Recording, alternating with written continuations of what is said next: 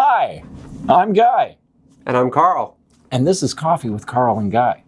So today, we're going to review a coffee that I just can't imagine a lot of other YouTubers are reviewing, right?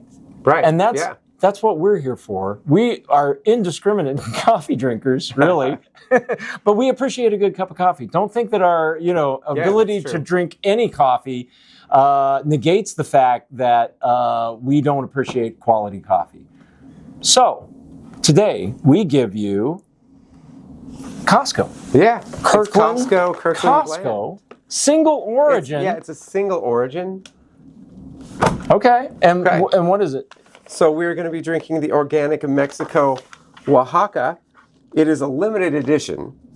So, if you don't think it's fancy yet, it's got its variety, Bourbon Typica Mundo Novo. It's got the farm, which is Red 5 Diciembre Co-op, and it's got notes. Costco. I know you love notes. I did. So we've got some notes on here. I'm just asking, are there three? There are three.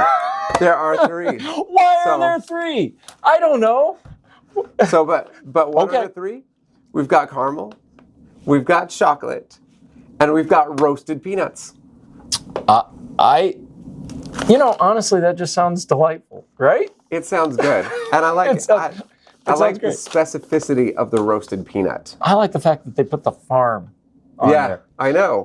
This raises a question, though. It used to be, you said, we've had discussions about Costco coffee before, but you said that Costco coffee used to be roasted by Starbucks, right? That was specifically their house blend. Oh, their house like blend. Like the Kirkland house blend. Yeah. Okay. Yeah, that was roasted by Starbucks. But I wonder who roasts. I mean, who do they get to roast?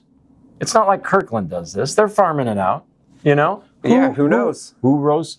If you know, tell us. Who roasts this? Because it doesn't say. If you're not satisfied with this Kirkland signature product, your money will be refunded, though. There you go. And they've got a best buy date, not a roast date, 5/22/2026. So, all right, we're still in the safe zone. Yeah, certified organic. I mean, how much was this? I don't know. I think it was like $20 or something like that. But it's 2 pounds. It's 2 pounds of organic, single origin from a farm, Red 5 Diciembre Co-op. All right. Yeah. So let's crack this thing open. All right. Okay. Yes. Yeah, let's do it. We have tape. Okay, we've got tape, just in case you want to tape it shut later. Does it have a little filter on it? One of those. Oh, it does. It does. It does. You can squeeze. So we can squeeze these bags. We can sniff the bag if you get into that. Okay. All right. It's quite the bag. Oh, this is good. It's so good. It's so oh my gosh, such a medium roast compared to what was the one? Peet's? No. Phil's. Oh my gosh, this looks wonderful. Yeah. It's a medium roast. You'll see the shot here. You're probably watching the shot even as we speak. But it's every note that it's caramel, it's chocolate, it's roasted peanuts. Yeah. It's all of those things and it's more. Let's brew it. Let's do it. This is our coffee station. We only use the finest filtered water. One of these 2 tablespoon scoops, 2 of these scoops for 4 cups, which is what we usually make. A paper cone filter. We grind on the finer side of the filtered setting. Since we usually brew to the 4 line, we use the 1 to 4 button on here. Hey, so we're back. And Carl has brewed what looks like another magnificent pot of coffee, which it looks good. Yeah, hold it up to the light. It just smells. Yeah, that's good stuff. Yeah, it just looks and smells amazing. And looking at the beans and brewing it, it's crazy. Some of them look so greasy. Some of the different coffees we get, but this one, Phil's. It's just it was like dry looking. It looked matte instead of shiny. Which I think, I just think that's perfect. But this raises an interesting thing.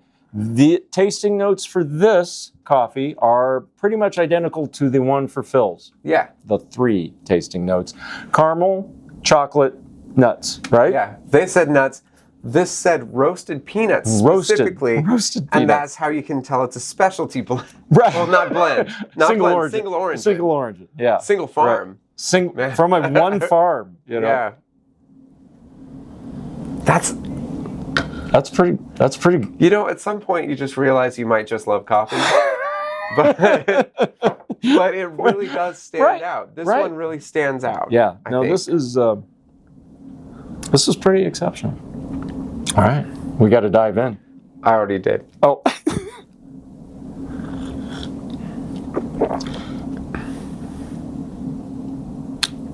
Yeah. That's not a budget coffee. No, this is not. This is surprisingly, this is a Costco coffee. This is surprisingly similar to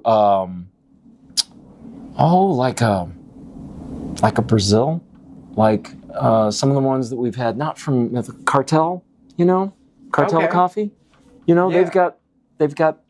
Anyway, this reminds me of that. It reminds me kind of like a Brazil coffee, close to Mexico. Is it? So which of the notes are you getting?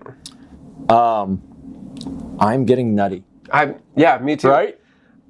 Are you getting a second note? Is it a roasted peanut thing? Well, my palate, hey, I have a cold now. And so, maybe maybe that's the issue.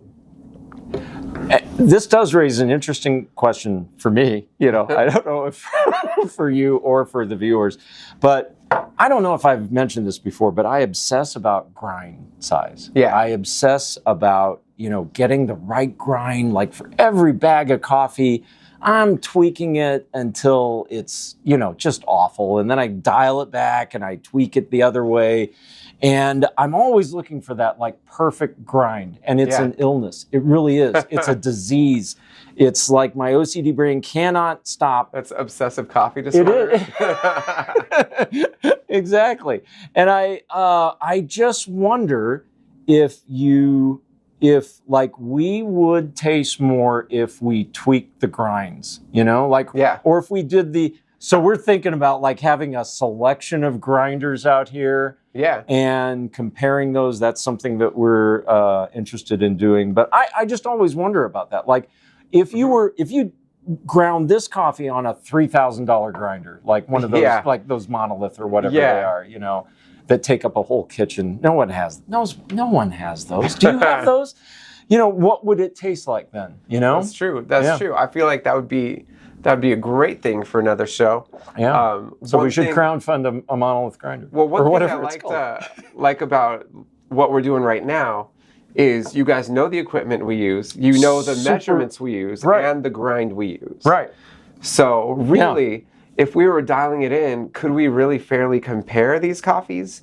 Because it might have just been we dialed it in a little better on one day. So since we're consistent, that's great. There are so many. See, coffee is just this giant rabbit hole. There's so many variables on water, on temperature, on the grind, on the bean. The roast. It's endless.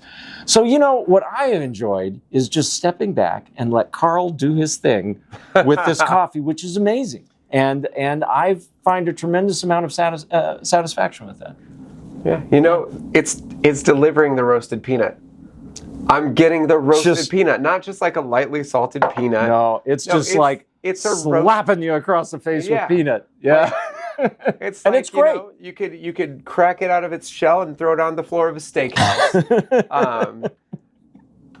That's a note that I'm getting. However, this does still taste like coffee. Just to clarify, it is coffee. But maybe that should be the note. Taking a roasted peanut, cracking it, throwing the shell across. That would be our note. That would be our note for this coffee. At some point in the future, when we're big stars, maybe we'll have our own. Our own coffee. Yeah, maybe we'll roast. We'll have our notes. We can make some ridiculous notes. One note. Maybe two. Maybe of all the coffees, maybe I've tasted two notes. And that could just be a personal failing. Really. you know, having had coffee from different brewing methods, you know, like you have drip, it tastes one way. You have pour over, it tastes another. Right. If you have AeroPress, it might taste a different way.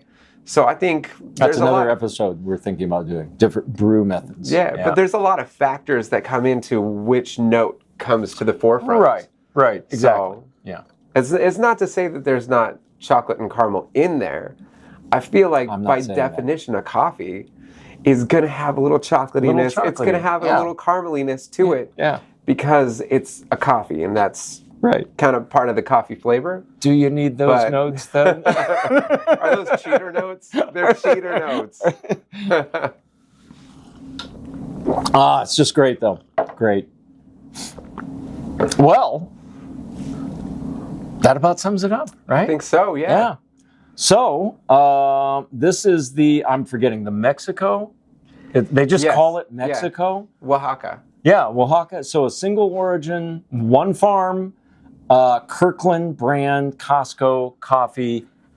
Great. $20 for 2 pounds. I mean, value, right? So value, and it's great coffee. So, it sure is. Yeah. So it's definitely a specialty cup. It's not. No. You know. No. Yeah. No, it's really good. It's good stuff. Yeah. All right. Well, I'm Guy. And I'm Carl. And this is Coffee with Carl and Guy. It's coffee. It's coffee. You drink it.